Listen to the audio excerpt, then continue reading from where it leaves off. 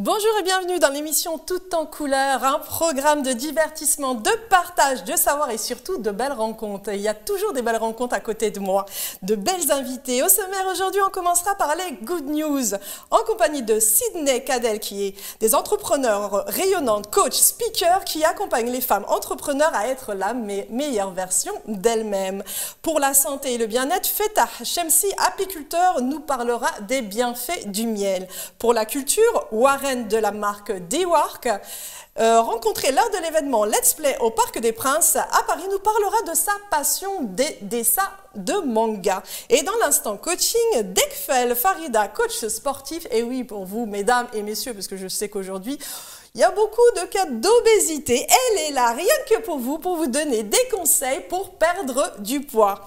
On va commencer maintenant, tout en couleur, par les good news avec notre invitée Sydney Cadel. Bonjour Sydney. Bonjour. Alors, vous êtes coach, speaker et vous accompagnez les femmes entrepreneurs à être la meilleure version d'elles-mêmes, à embarquer leur potentiel, c'est ça, hein, à communiquer justement, à être à la hauteur de leur puissance grâce à des techniques de libération des émotions et des immersions à l'étranger. Alors, vous allez nous parler, avant de rentrer vraiment dans le vif du sujet, de qu'est-ce qu'un speaker ou coach dans votre domaine. Parlez-nous un petit peu de votre parcours personnel. Eh bien, déjà, bonjour, merci pour l'invitation. En fait, moi, comment j'ai commencé, c'est-à-dire que j'étais en marketing, je faisais du marketing et je me suis rendu compte en fait qu'un jour, j'ai voulu créer une communauté. Je me suis dit, ah, ça serait intéressant de créer une communauté entre femmes, justement, de personnes qui sont entrepreneurs. Et puis, en fait, j'ai voulu me rendre visible et je me suis rendu compte à quel point c'était pas si évident que ça, en fait, de se rendre visible sur les réseaux sociaux en étant soi-même, en fait. Parce que au départ, c'était un petit peu comme si je surjouais. Et au fur et à mesure, en fait, je me suis rendu compte qu'au plus moi, je me libérais de mon passé, des émotions, et au plus, en fait, j'étais moi-même, et au plus, j'attirais des personnes. Et aujourd'hui, c'est ce que j'accompagne les femmes à faire. C'est ça le plus important, c'est d'être soi-même, parce qu'on voit hein, dans les réseaux, on voit tout et n'importe quoi, des fois, et puis...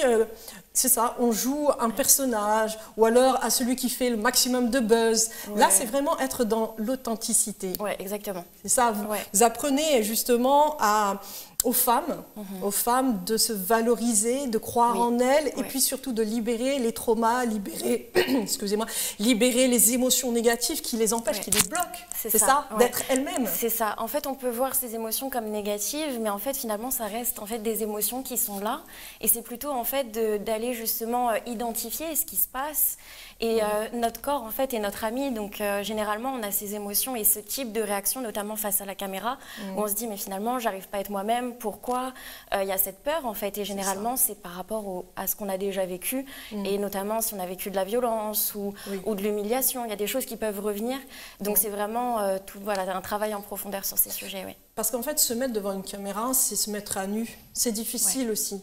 Et lorsqu'on a le trac, d'ailleurs, nous sommes aussi avec Farida, qui est aussi coach parmi nous. Et d'ailleurs, elle va parler après de perte de poids. Mais le coaching, c'est quand même quelque chose de difficile en soi, parce qu'il faut d'abord commencer par soi-même. Par soi-même, exactement. Complètement. Je ne conçois pas en fait d'accompagner des personnes sur un sujet que j'ai pas transcendé en fait. Ça, donc oui, c'est parce que moi-même j'ai fait face en fait à ces problématiques que j'ai trouvé des moyens, et puis ça a été la libération émotionnelle, ça a été justement aussi à travers le corps en fait. C'est réellement ça, c'est l'ancrage émotionnel, donc le rapport au corps. Et voilà. Donc, il y a beaucoup le rapport au corps. Justement, c'est important, s'aimer, aimer son corps, le regard des autres, parce que ça aussi, parfois, on a peur de s'exprimer, de peur d'être jugé par l'autre. Et ça nous empêche d'être nous-mêmes aussi. Puis nos traumas, ce que vous disiez justement sur les traumas, sur aussi les moqueries, lorsqu'on rabaisse aussi une personne. Donc ça aussi, ça joue sur l'émotionnel et aussi sur la personne elle-même. Oui, et puis il y a les critiques aussi sur les réseaux. Donc en fait, ça c'est très souvent difficile. Et puis il y a des personnes qui se lancent, qui font leur activité depuis des années et puis qui ont cette crainte parce que soit il y a les gens justement qu'elles aiment qui vont les regarder, et des personnes, des haters. Il va y avoir aussi des personnes qui sont juste pas d'accord avec nous. Et donc c'est comment en fait on arrive à avoir cette validation, à se donner de notre propre validation interne et à la consolider consolider en fait, surtout quand on a vécu des traumas, des violences, où justement c'est quelque chose qui n'est pas évident, pas facile. Et les personnes que j'accompagne, justement, on fait tout un travail là-dessus, d'où cette... en fait, je viens juste révéler, tout est déjà là et c'est juste révéler le potentiel. C'est ça, vous transmettez en fait ce qu'est déjà la personne. Oui, complètement. Il y a pas, c'est pour ça que la notion de transformation, moi, me parle peu, parce que je considère vraiment que les choses sont là. Mais c'est comme si, en fait, on avait mis des couches et des couches par rapport à la société pour rentrer dans des cases, etc. Et en fait, c'est de venir petit à petit révéler. Et les personnes, en fait, se rendent compte et se disent, mais en fait, tout est déjà là. Et bien oui, tout était déjà là. Oui, mais il faut en prendre conscience. Et pour ça, il faut justement la personne vraiment bienveillante. Parce que tout est fait dans la bienveillance. C'est ça le plus important aussi. Complètement. Je ne conçois pas qu'on peut être accompagné d'une autre façon, surtout sur des sujets comme ça. Comme les personnes que j'accompagne ont souvent vécu des violences, notamment la violence sexuelle. Et j'ai déjà je me suis déjà retrouvée en fait, dans un certain cadre avec des thérapeutes qui n'avaient pas cette communication non violente. C'est ça. Ça a été très violent pour moi. Il y a eu un moment donné où je suis même allée à l'hôpital. Enfin, il y a eu plusieurs choses en fait. C'était une accumulation. Et aujourd'hui, pour moi, c'est pour ça que c'est super important justement d'avoir vécu aussi cette chose-là. Bien sûr. Pour pouvoir en tout cas créer le cadre aussi. sain. Oui, l'empathie, sans faire de transfert, parce que ça c'est important, parce que ouais. quand on accompagne des personnes en souffrance, il faut faire attention à ne pas faire de transfert, mais parce que vous avez vécu des traumas, parce que vous avez vécu des épreuves que vous avez transcendées et vous avez fait de votre négatif quelque chose de positif. Ah ouais, et c'est ça le plus important. Ouais, et d'ailleurs, je pense que le nom de entrepreneur rayonnante, ça vous parle? Oui, beaucoup. J'ai choisi ce nom justement parce qu'à un moment de ma vie où j'ai vécu des violences, une agression notamment quand j'étais très jeune, 16 ans, et j'ai voulu disparaître, j'ai voulu justement me rendre invisible. Ensuite, je me suis refait agresser à l'étranger, enfin voilà, et du coup, je n'osais plus sortir, j'avais de l'anxiété sociale, je ne voulais plus voir personne, je me sentais pas à la hauteur. Bien sûr. Et du coup, en fait, pour moi, c'est vraiment ça, c'est d'oser rayonner. Et aussi, quand j'étais jeune, j'étais quelqu'un de très rayonnante et les gens n'aimaient pas forcément ça. On me disait, on te voit beaucoup, on n'aime pas. On te voit trop. On n'aime pas la lumière. Ouais. C'est ça. Et du coup, en fait, c'est aussi cette... j'aimerais en tout cas, et j'estime que c'est ce que je fais, mais apporter cet élan d'oser être soi. Et même dans notre bizarrerie, avec justement cette joie qui parfois justement peut déranger, mais en fait de se concentrer justement sur les personnes à qui on peut contribuer. D'où le mot rayonnante. Oui, et en fait, il y a quelque chose aussi de très important, c'est qu'il faut aussi, ces personnes victimes de trauma ou de violence doivent il y a un sentiment de culpabilité, mais non, il faut absolument travailler sur ce côté-là. Elles ne sont pas coupables. Et ça, c'est important. Parce que le sentiment de culpabilité, le mal-être, comme vous avez dit, vous avez voulu partir de ce monde, en fait, c'est cette prise de conscience-là où aujourd'hui, vous êtes là, vous êtes coach, et vous coachez ces femmes qui sont en souffrance, et vous leur donnez ce message positif tout en étant rayonnante, vous aussi, lumineuse, de tout est possible. Tout est possible et c'est aussi, j'aime beaucoup le terme entrepreneur rayonnante parce que dans ma communication, je parle beaucoup des choses qui sont aussi sombres. Je ne considère pas justement que tout doit être rayonnant et au contraire plutôt d'accueillir les deux. C'est ça. Et c'est parce que justement j'ai autant d'ombre qu'il y a autant de lumière en fait. L'humain, c'est ça. Voilà. L'humain est un être de dualité de toute façon. Il n'est pas que la lumière, sinon il serait un ange. Mais l'humain, il est l'obscurité comme la lumière et il doit apprendre à transcender son obscurité pour pas que l'obscurité prenne le dessus sur la lumière. Et ce qui est important, là aussi encore, parce qu'il y a beaucoup de personnes qui sont comme vous, rayonnantes, lumineuses, et malheureusement, ça ne plaît pas. Mais il faut rester comme on est. Il faut rester comme on est. Pourquoi? Parce que c'est votre lumière qui redonne espoir en ce monde, dans le monde dans lequel on vit, ou un monde difficile. Et c'est important, justement. Vous savez, par exemple, je ne sais pas si on vous l'a déjà dit, quand vous étiez dans cette lumière, où vous venez pas de ce monde, vous êtes une extraterrestre, vous êtes un peu bizarre et tout. Mais en réalité, non. Elle est où la normalité? Qui peut définir un être humain? Non, c'est toujours mettre dans des cases, mais un être humain, on ne peut pas le mettre dans une case. C'est un tout. C'est ça, et puis surtout qu'à un moment donné, en fait, on se rend compte, on se dit, mais en fait, je suis ça, et ça, et ça, et ça. Bien sûr. Et très souvent, en fait, les personnes en fait, on veut s'identifier à quelque chose pour justement... après, je pense que c'est aussi en rapport avec le sentiment d'appartenance. Enfin, c'est des choses assez profondes. Mais c'est de se rendre compte qu'en fait, en étant toi-même, eh bien, tu vas inspirer des gens en fait, qui sont comme toi. En fait. Et du coup, à un moment donné, je me souviens, je me suis fait cette réflexion. Je me disais, mais j'en ai marre justement en fait, d'être... en fait, je le ressentais, en fait. C'est-à-dire qu'on me le disait et je le ressentais, d'être en décalage. Et je me disais, mais si ça se trouve, c'est juste pour créer un autre chemin, en fait, pour des personnes qui me ressemblent, tu vois.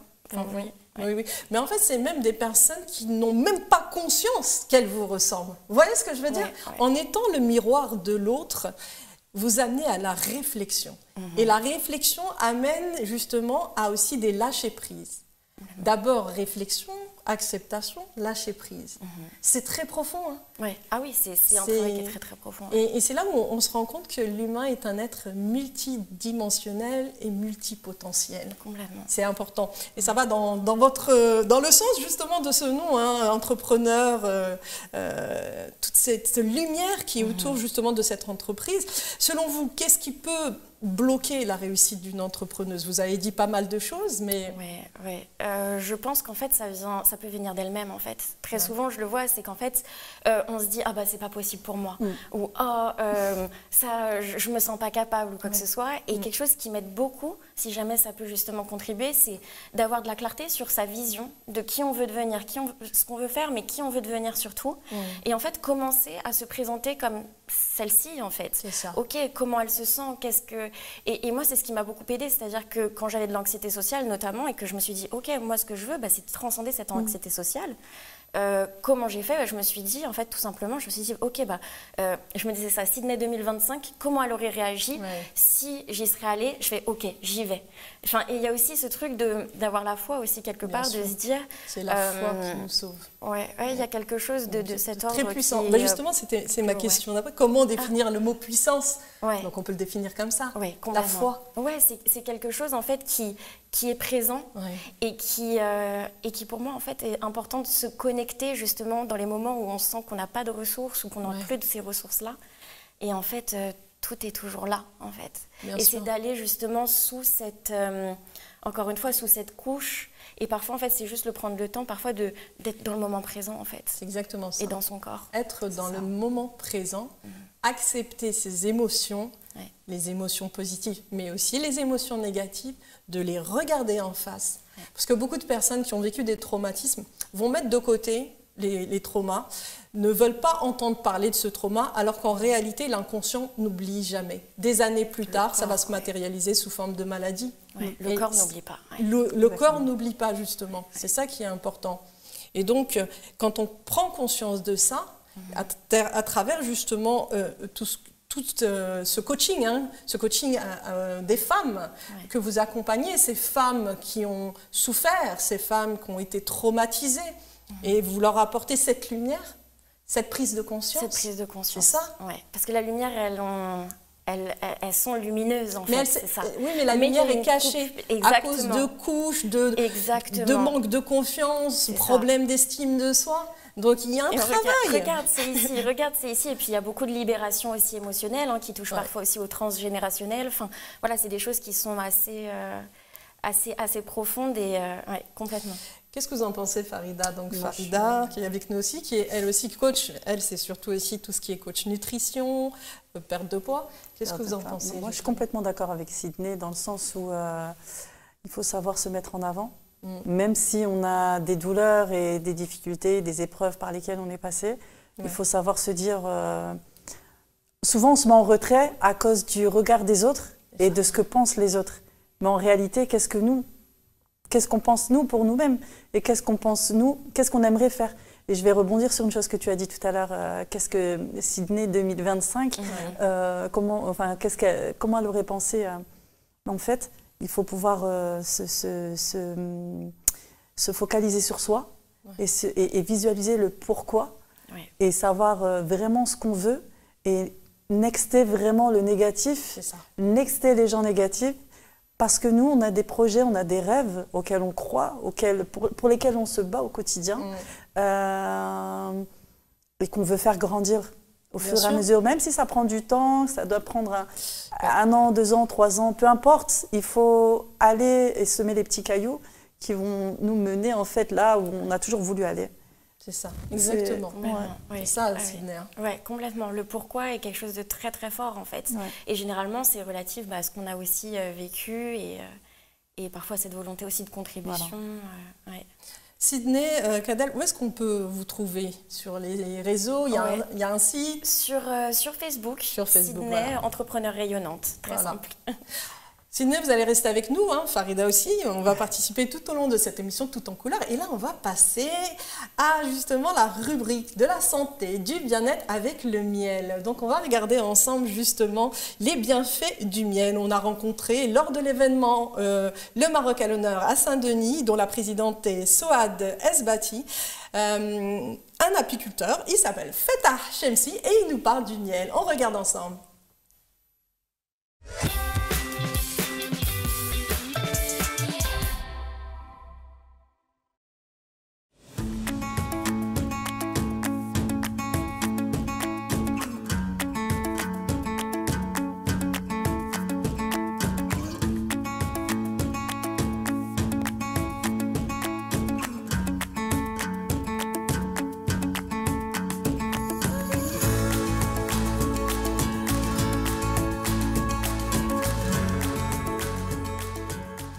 Alors nous sommes donc à cet événement 100% Maroc et là j'ai trouvé un stand pour notre bien-être, un stand de miel. Bonjour monsieur, vous pouvez vous présenter? Bonjour, oui, je m'appelle Fettah Chemsi, j'habite à Corbeil, je suis d'origine marocaine et je suis apiculteur, je vends du miel et je récolte quelques variétés de miel. D'accord, vous récoltez vous-même le miel? Oui, j'ai quelques ruches dans la Sarthe et je déplace aussi mes ruches à Vincennes, dans le bois de Vincennes. Alors parlez-nous un petit peu de vos miels, ces différents miels, leurs vertus. Alors, comme vous savez peut-être, chaque miel a ses propriétés pour la santé. Les miels les plus vendus en France, on les connaît, par exemple l'acacia, il a comme propriété de faciliter le transit intestinal. Le châtaignier, c'est la circulation sanguine. Le tout de fleur, celui que je récolte dans la Sarthe, c'est un miel de fleurs de tournesol, donc qui renforce les os. Alors j'ai vu aussi un miel qui m'intéresse là. Alors, miel, pollen, curcuma. Alors là, ce sont des préparations que je fais maison. Donc en fait, le miel au curcuma, c'est facile, c'est une épice. On sait très bien les vertus de cette épice. Il suffit de la rajouter au miel et puis ça multiplie les effets pour la santé. En tout cas, le curcuma, il a un effet anti-inflammatoire et avec le miel, donc ça multiplie les effets, les bienfaits pour la santé. Stimulant immunitaire en plus avec le pollen aussi. Exactement, exactement. Alors il n'y a pas que le prix, c'est vrai qu'on a du mal à faire aussi, à trouver des bons miels. Parce qu'aujourd'hui sur le marché, malheureusement, on trafique un peu le miel avec du sucre. Là, c'est du miel 100% naturel, on est bien d'accord? Oui, c'est du miel 100% naturel. Je suis apiculteur, j'ai un numéro d'apiculteur et je suis soumis au contrôle de la répression des fraudes, au contrôle de la direction départementale de la surveillance des populations. Et donc, je me dois d'avoir des miels irréprochables. Alors, je veux bien tester, moi, vos miels. Parce que moi, je suis une fan de miel. Alors, j'aimerais bien tester, si c'est possible, le miel blanc, miel de montagne. Quel est le plus fort des miels? Alors, le plus fort des miels, ce que je possède en tout cas, c'est le miel de châtaignier. Mais il en existe encore des plus forts, ce que je ne possède pas. Mais par exemple, le miel d'arbousier, il est très fort. Le miel de sarrasin, il est encore plus fort. Mais déjà, le miel de châtaignier, on est déjà dans un niveau élevé de... Je peux goûter? Oui, bien sûr. Ça, c'est un miel bien fort, de caractère. Ouais. C'est vraiment... Ça brûle même la gorge, tellement c'est fort. Hein. Et le miel blanc, vous pouvez nous en parler? Oui, alors le miel blanc, c'est un miel très récent, qui a fait son apparition en France il y a quelques années. Et la spécificité de ce miel, c'est que c'est un miel très à la mode chez les jeunes de banlieue. Donc on se l'arrache Et c'est à celui qui arrivera à l'avoir, à le posséder, qui sera le mec le plus tendance. Pourquoi? Parce que ça vient du Kyrgyzstan, il est très bon, et il est cher, et il est très rare. Je peux goûter alors ce miel très rare, très cher? Ah, je suis privilégiée, moi. Merci.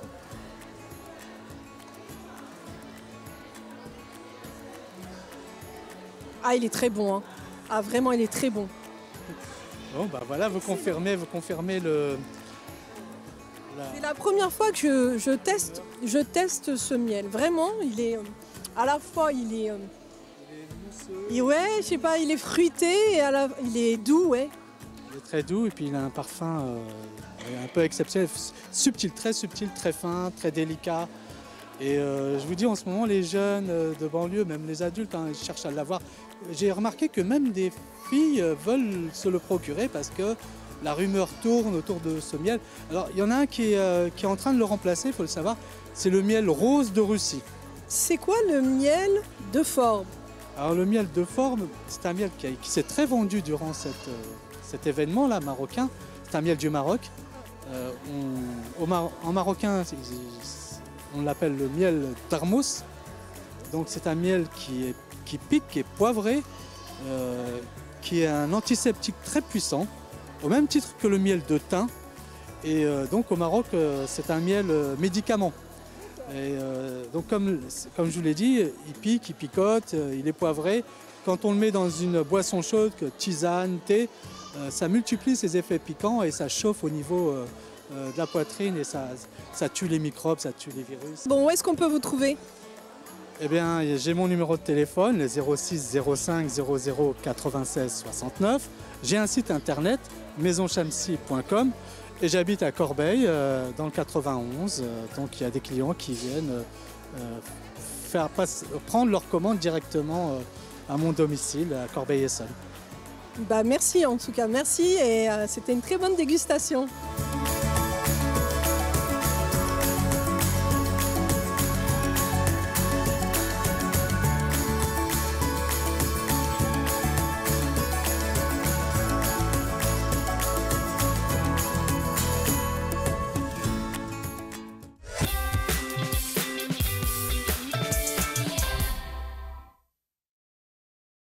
Miam miam, à côté de moi, Sydney et Farida me disent c'est bon le miel, hein? Exactement.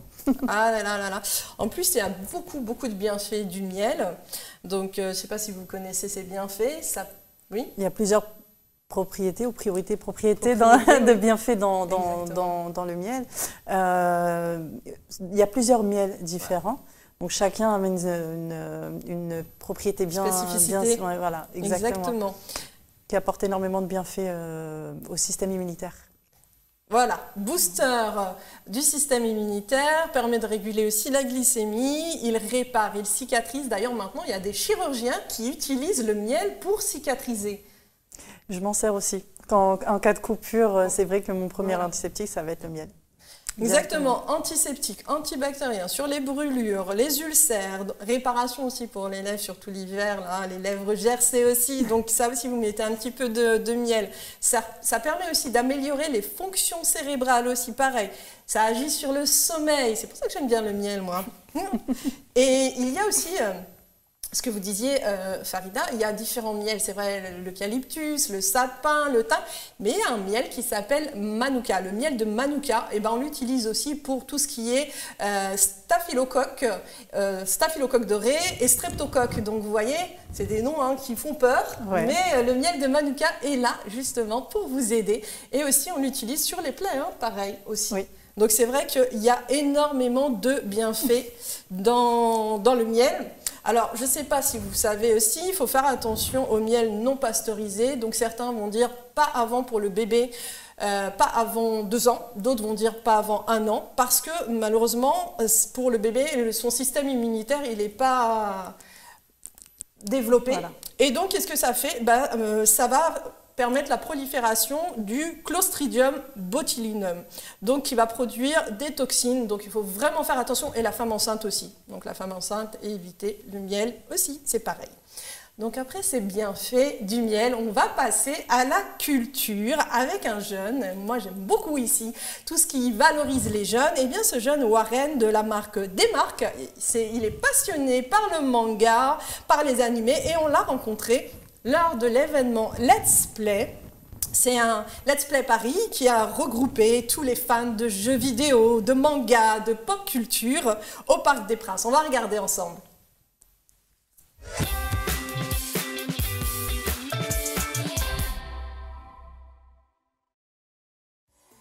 Là, je suis sur un stand magnifique des créations d'un jeune qui s'appelle Warren.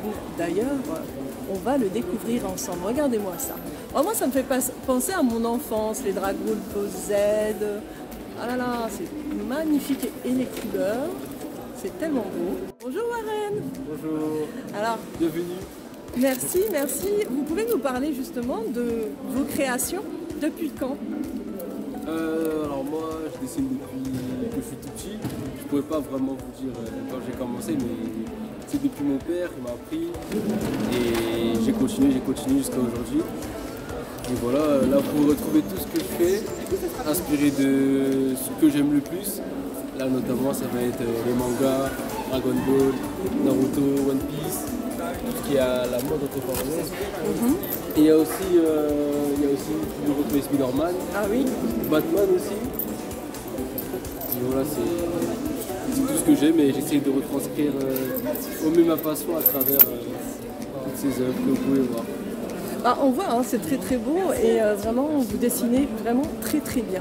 Donc vous m'avez dit c'est votre père qui vous a appris, il était aussi dessinateur? Non, il n'était pas dessinateur mais il dessinait dans son coin, il faisait ses trucs tout seul. Il a appris tout seul quoi. Et après, moi ça m'intéressait quand j'étais petit, enfin c'est ce qu'il m'a dit. Hein. Moi ça m'intéressait particulièrement, du coup il me disait ah fais comme ci, fais comme ça. Et voilà, à chaque fois je lui montrais mes dessins, je lui disais ah regarde. Il était derrière vous? Ouais, voilà. C'est ça. C'était le papa derrière vous qui vous motivait, qui vous poussait à vous réaliser. C'est ça. D'accord. Qu'est-ce qui vous a poussé à participer à ce premier salon, je crois, un premier salon de manga? Ce salon-là. Let's Play, c'est ça? Oui, c'est ça. En fait, je faisais la Japan Expo et c'est quelqu'un qui est venu promouvoir ce salon. Et je me suis dit au Parc des Princes, c'est assez atypique, donc on va essayer. Et voilà. Alors, où est-ce qu'on peut trouver toutes vos créations pour ceux qui seraient intéressés? Parce que je suppose qu'il y a énormément de fans de manga. Voilà. Alors, où est-ce qu'on peut trouver? Déjà en convention. Bon, après, ça, c'est pas tout le temps. Donc, j'ai mon site internet. Et là, vous pouvez retrouver. Il y a mon site internet et via les réseaux sociaux. C'est là que je vais promouvoir tous les nouveaux posters, toutes mes créations. Alors, votre site, c'est? Vous pouvez retrouver là. dewarrickshop.com. Okay. Vous avez le petit code QR. Là c'est le pseudo Insta, Twitter, TikTok. Maintenant ça marche avec les réseaux, hein, c'est sûr. Ben, merci en tout cas Warren, un jeune passionné et qui montre son talent. Voilà, notre jeunesse, elle est formidable et il faut croire en elle. Merci beaucoup. Merci à vous.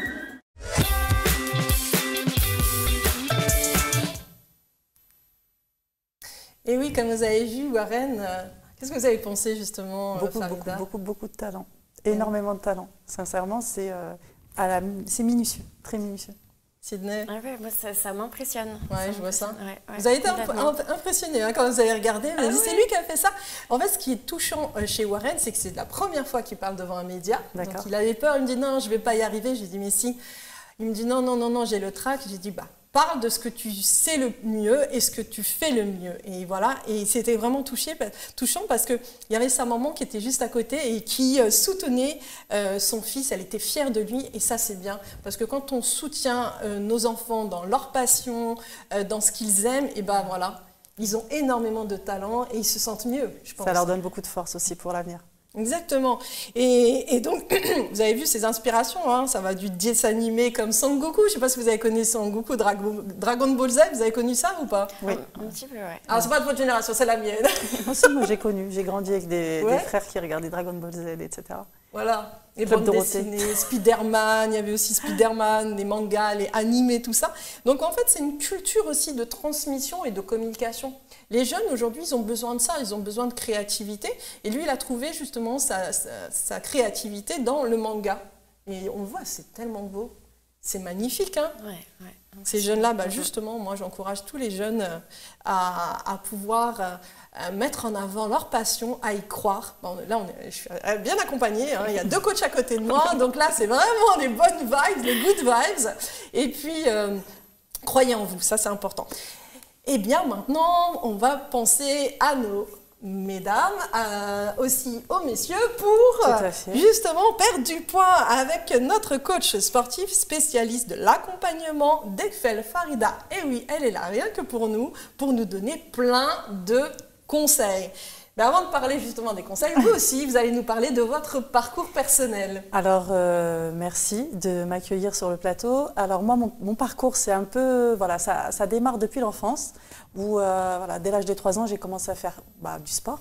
Comme j'étais une enfant hyperactive, mes parents m'ont tout de suite mis au sport. Je suis passée par énormément de sports de toute ma phase, en fait, de l'âge de 3 ans jusqu'à l'âge de mes 17 ans. Ça passait par les sports aquatiques, les sports de ballon, les sports de combat, artistiques aussi, la gymnastique, la danse, etc. Et c'est à travers ça que je me suis épanouie dans tout mon parcours de l'enfance jusqu'à l'adolescence et qui m'a permis de prendre confiance en fait en la personne que j'étais, jusqu'à un moment où j'ai vécu beaucoup de traumatismes en fait. Qui m'ont vraiment fait perdre confiance en moi dans tout ce que je faisais. J'avais arrêté de faire du sport pendant une période de 7 années, dans laquelle j'ai pris énormément de poids, chose qui ne me ressemblait pas du tout. J'étais une personne complètement différente. Et un matin, tout simplement, je me suis réveillée dans un corps qui n'était pas le mien, où je me disais vraiment, c'est pas moi. Et je me suis mise à pleurer de voir l'état dans lequel j'étais arrivée. Et je me suis dit, c'est fini. C'est le déclic, en fait, qui m'a poussée à reprendre l'activité sportive, à refaire attention à mon alimentation, etc. Parce que suite à mes traumatismes, je mangeais mes émotions. C'est-à-dire que quand j'étais pas bien, je mangeais... C'était boulimique? C'était boulimique, c'était des troubles du comportement alimentaire, de l'hyperphagie. Et clairement, c'est des choses on s'en rend pas compte, on prend du poids. Mais on ne s'en rend pas compte jusqu'au jour où vraiment le corps dit stop. Il n'en peut plus. Il n'en peut plus, il est fatigué, il est lourd, les articulations ne supportent plus, le cœur ne supporte plus, le mental ne supporte plus non plus. Surtout quand vous avez toujours été sportive, votre corps à un moment vous le rappelle. Donc c'est, on va dire, la bouée de sauvetage entre guillemets qui revient sur le devant et qui vous tire en fait vers le changement. Si je puis dire ça comme ça. C'est une question de survie. Exactement, c'est ça. On passe pas, au départ, on ne pense pas physique, on pense santé. J'étais jeune, j'avais 23 ans. Donc, ça a été une période... Donc, de 17 à 23 ans, vous étiez dans cette phase d'autodestruction, on va dire. Hein. Oui, tout à fait. Cette phase où vraiment vos émotions... Vous étiez en train de les... je mangeais énormément pour compenser mon mal-être à travers les mauvais gras, les mauvais sucres. Comme beaucoup de personnes d'ailleurs qui nous regardent. Exactement. Et ce que je voudrais, le point d'honneur que je voudrais mettre sur cette chose-là, c'est qu'il ne faut pas qu'on se laisse mourir à petit feu comme ça. La vie, elle n'est pas évidente. On a des hauts, on a des bas. Si on n'a pas le mental, c'est difficile. Je n'avais pas le mental à cette époque-là, mais c'est le déclic de l'état physique et psychologique qui m'a aidée. Personne ne vous a aidé à ce moment-là? Non. Toute seule, renfermée justement dans cette phase d'autodestruction avec la nourriture. Exactement. La nourriture, c'était votre amie en fait. Exactement. En fait, à cette période-là, je pense que personne ne pouvait m'aider dans le sens où, même si on me disait fais attention, fais attention, fais attention, je ne le voyais pas moi-même. Bien sûr. Oui. Je ne le voyais pas moi-même, donc de ce fait-là, j'étais pas objective en fait. Et à partir du moment où j'ai eu ce déclic, je me suis dit ah ouais, c'est catastrophique, il faut arrêter ça tout de suite. J'étais arrivée à un poids de 100 kilos, je me regardais dans le miroir sans jamais voir que je prenais du poids. Au au jour où je l'ai vraiment... C'est le déni, en fait, c'est ça? C'est ça, le déni. Dans une phase de déni. En fait, quand on n'est pas bien, on mange, on ne bouge pas. Oui, bien sûr. On ne compense pas, en fait. Un enfermement. Exactement, on ne compense pas. Et de ce jour-là, le déclic, j'ai commencé à reprendre soin, j'ai étudié la nutrition, je me suis remise au sport, bien évidemment. J'ai appris mon métier au fur et à mesure du temps. Je me suis beaucoup performée, ce qui fait qu'aujourd'hui, j'accompagne les femmes un peu comme Sydney à travers la perte de poids et l'alimentation. Je leur apprends les bonnes bases de la nutrition. Je les accompagne aussi à savoir ce qui est bon pour eux et pour leurs enfants. Il y a aussi un gros travail psychologique à faire parce que souvent, c'est des femmes qui n'ont pas confiance en elles. Je pense que c'est ça le plus Exactement. la base, hein. Et comme disait Sydney aussi, si on n'est pas passé par là, on peut pas comprendre. On ne peut pas comprendre, on ne peut pas accompagner quelqu'un, ça coule de source, de la meilleure des manières. Ça, exactement. Voilà. Il faut l'avoir vécu, cette souffrance, pour pouvoir justement être dans une phase d'empathie. Exactement. Sans transfert, bien sûr. C'est ça. Ça, c'est important parce que la limite, elle est infime entre justement l'empathie et le transfert. Il faut vraiment, parce que parfois, lorsque des femmes en souffrance viennent vous voir, elles vous rappellent votre propre trauma. Et c'est là qu'il faut savoir mettre la barrière, de se dire, d'écouter, d'être très à l'écoute, d'apporter les meilleurs conseils qui soient, sans basculer d'autre côté. Exactement. Ça, c'est important. Savoir faire le lien, enfin la différence, pardon. Farida, qui vous a inspiré le plus? Des médecins, des naturopathes, des coachs? Qui m'a inspiré le plus? Ça va vous paraître bizarre, mais je dirais moi-même. Non, c'est pas bizarre. Non, je dirais moi-même parce que j'ai pas eu d'inspiration, vraiment. Et j'ai été... Si je peux parler d'une femme combative, que je suivais à l'époque, c'était Diams, Mélanie. Beaucoup. C'est comme un reflet, on va dire. Si vraiment je devais énumérer une personne, ce serait cette personne-là. Parce que combat de sa vie. Voilà, je me revoyais beaucoup dans son parcours, dans sa façon d'être. On sentait que c'était une personne hypersensible à travers ses musiques, etc., ce qu'elle transmettait à tout le monde. Et d'ailleurs, on m'appelait Mini Jams à l'époque. Je pense qu'il y a beaucoup de filles qui ont été reconnues comme ça, mais c'est vrai que ça a été une source d'inspiration. Alors, qu'est-ce que le Fit Armada, sport et nutrition? Alors, Fit Armada, ça vient aussi encore une fois de l'enfance. On avait une petite Armada, ça veut dire petite armée.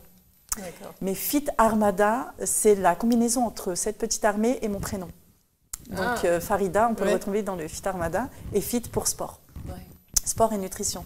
Armada vient de l'enfance parce que quand j'étais enfant, on avait une petite équipe de filles qu'on appelait la petite Armada et qui défendait les gens qui se faisaient agresser ou quoi que ce soit. On était déjà dans le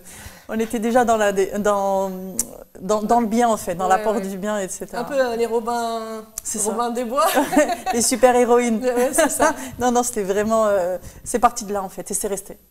C'est resté. Et donc là, vous avez utilisé ce terme-là pour vraiment mettre en avant votre potentiel. C'est ça. Et puis permettre aux gens de dire, allez, aider les femmes aider les femmes à se dire entre la réussite et... entre le canapé et la réussite, il n'y a qu'un seul pas. C'est difficile sur les premiers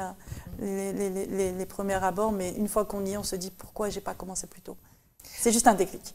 Mais le problème, c'est qu'en fait, tous ces comportements compulsifs, que ce soit l'anorexie, que ce soit aussi l'obésité, ce sont vraiment des comportements justement psychologiques où il y a besoin d'un suivi, parce que c'est au niveau de l'inconscient. C'est toujours les traumas. On a beau dire, mais arrête de manger, mais arrête de faire attention. Mais la personne, en fait, comme c'est compulsif, elle ne peut pas arrêter comme ça d'un coup. C'est pour soigner un mal-être. C'est ça. Donc, d'où l'accompagnement qui est important. On peut accompagner une personne qui veut s'en sortir, mais si cette personne-là ne veut pas s'en sortir, on ne peut pas aller au-delà. C'est ça.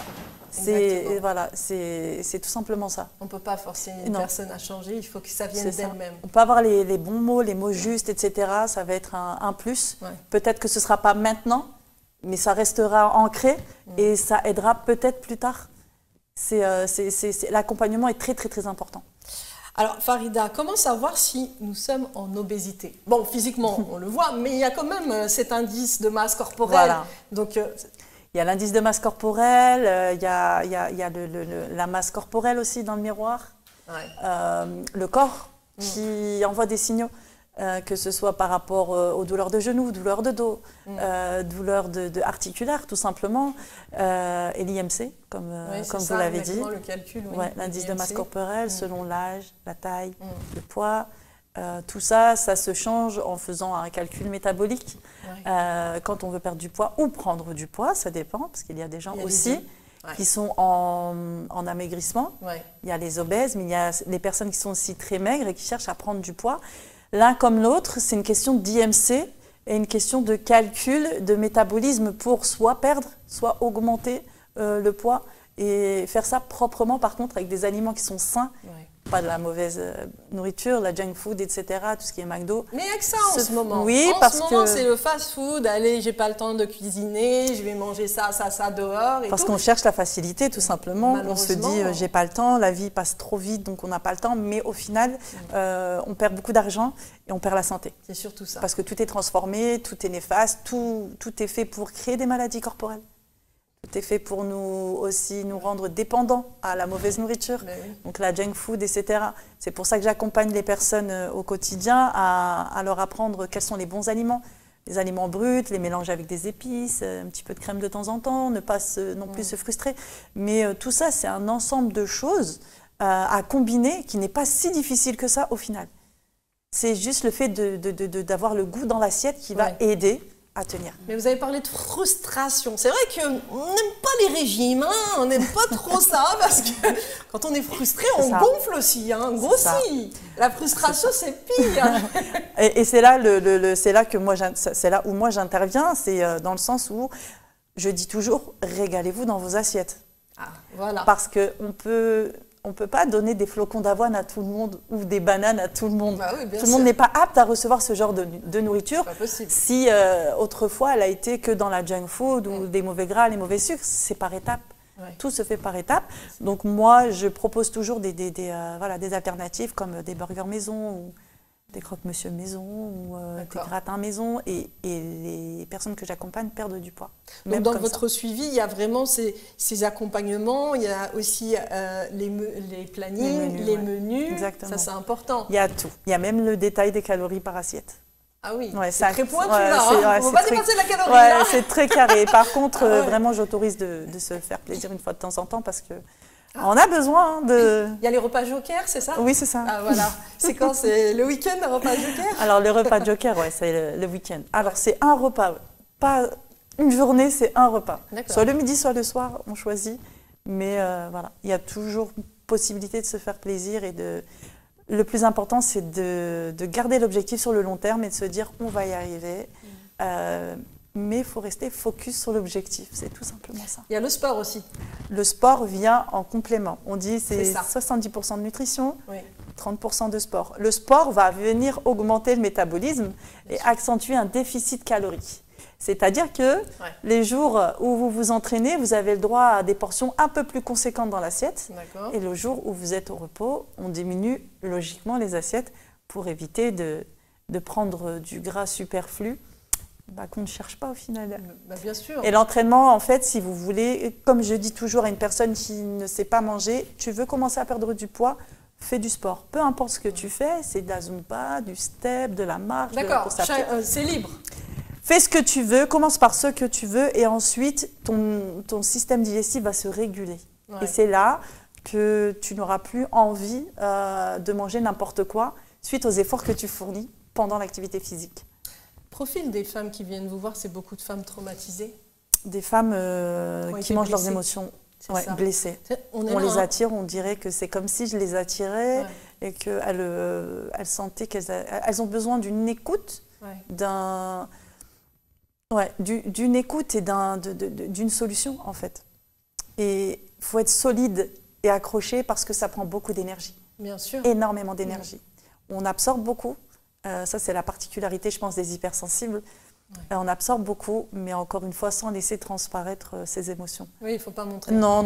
C'est important, justement, de garder son attitude posée, toujours pas de transfert. Être solide, si on peut craquer, mais pas devant les, les élèves. Bien sûr. C'est humain aussi. Bien sûr. Mais c'est un métier qui me passionne énormément et un métier que je voudrais vraiment pousser les personnes qui sont passées par des difficultés. Pourquoi pas devenir coach au final? Parce que on a besoin de personnes qui ont un certain vécu pour accompagner d'autres personnes qui ont un vécu aussi et qui ne savent pas où, à quelle porte se toquer, quoi. Sydney, quand vous entendez ça, quand vous entendez justement Farida, on parlait d'émotions. Vous nous avez parlé d'émotions. Le problème, il est là. Cette gestion des émotions qui fait qu'on va aller vers ces troubles alimentaires ou d'autres, c'est des dépendances aussi. Hein. Il n'y a pas que les troubles alimentaires. C'est difficile. Hein. Oui, pour l'avoir vécu aussi, on en parlait un petit peu plus tôt ensemble. Ouais, c'est très difficile parce qu'en plus de ça, on ne comprend pas forcément en fait. On va, alors moi c'était à un moment donné des cookies, des McDo tous les jours et on ne comprend pas. Et puis à un moment donné, moi du coup, j'ai été aussi voir une thérapeute qui m'a expliqué aussi que voilà, si j'agis comme ça, c'est pour répondre aussi à un besoin. C'est ça, si tu seras exactement. Et du coup, c'est plus poser de la conscience sur quel est le besoin et comment je peux le nourrir, peut-être d'une façon du coup qui soit aussi plus, comment dire, qui fasse plus sens pour moi, peut-être. Mais après, voilà, il y a beaucoup de... En fait, ça part aussi, je vais parler un peu chimie, ça part aussi du système hormonal. Les émotions, quand on a une mauvaise émotion ou quand on ne mange pas suffisamment, on déclenche une hormone qui s'appelle la gréline. Et cette hormone-là, en fait, nous pousse à manger tout et n'importe quoi. C'est ce qui crée en fait les troubles du comportement alimentaire, les crises d'hyperphagie, etc. C'est cette hormone qui se déclenche et qui nous pousse vraiment à aller... tu peux passer d'un cookie à un McDo 1 heure après, 10 minutes après, descendre, excusez-moi du terme, 1 litre de coca. Moi, j'étais la personne qui buvait 2 litres par jour de coca. De coca, ouais. Ah, quand même. Ouais. Et là, vous avez réussi ça y est, je m'en passe complètement, de temps en temps un petit...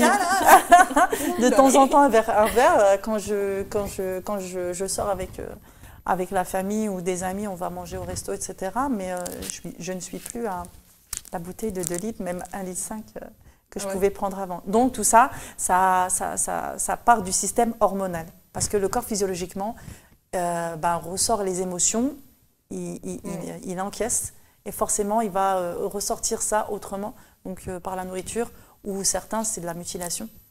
Là, ça peut être de l'automutilation. D'autodestruction. Ouais, exactement. Et il faut être très, très bien accompagné. Mais personne n'est à l'abri, hein. Vos histoires me font penser à une histoire aussi personnelle. Hein. C'est vrai que personne n'est à l'abri et quand on est jeune, et puis surtout qu'on se crée son monde, malheureusement, on est beaucoup dans l'autodestruction. C'est surtout le jugement des autres aussi qui nous pousse à devenir comme ça. On se dit, de toute façon, je suis comme ça, autant que je le sois définitivement. Et donc, on s'autodétruit parce qu'une personne vous a jugé, une ou plusieurs personnes vous a jugé comme tel. Donc, au final, on se dit, c'est comme un enfant à l'école. Quand on lui dit t'es mauvais, t'es mauvais, t'es mauvais, au final, il se sent mauvais, donc il se dit à quoi bon? Et c'est la même chose chez l'adulte en fait.